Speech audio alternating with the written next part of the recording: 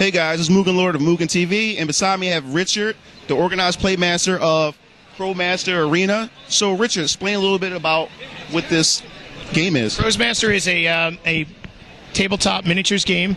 If you played games like Final Fantasy Tactics, you've played something very similar, and what you're doing is you're organizing a team of adventurers who's fighting in a PvP arena, and you have to knock everybody else out to escape. Okay, so explain a little bit about your job and what you do.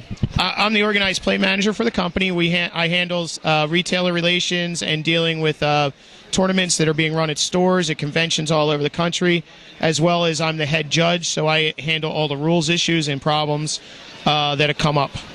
Okay, so also, can you tell us when was this game developed and when did it really get the history? Yeah, the history. Yeah. So the game is based off the Wakfu and Dofus MMORPG, which come out of France, which have about 10 years. They just celebrate their 10th anniversary.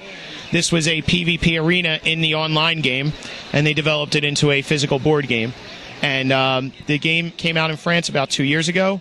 We are the English producers of the game, which has about a year we've had it out, and it's after two very successful Kickstarters, we have the products that we have here at the booth. So, okay, so explain a little bit about your online game component of it. Sure, the game, as it did come from an online game, part of the game, everything you purchase has a code.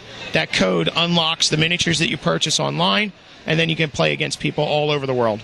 Yeah, now I noticed that Skylanders, Disney Infinity, and now Nintendo are now doing everything with the figures and stuff. Was this kind of inspired somewhat by that? This actually came out before that and really just kind of developed off of the property, the Wakfu property. I don't think they had any ideas of it. It was a fun board game. Mm-hmm. They played it a lot in the house, and so they decided to make a physical board game of it. The advantage of this over Skylanders, the other games, is the actual miniatures you buy you can use in the real world to play with your friends. 2 to 4 players can play together on a board, and you can see each other, beat each other down, in person. And then if you want to, at night after you go home, play some games and practice. So it has both the online and the physical component that them games don't have. Okay, so how do y'all release the figures? Do y'all release them monthly or?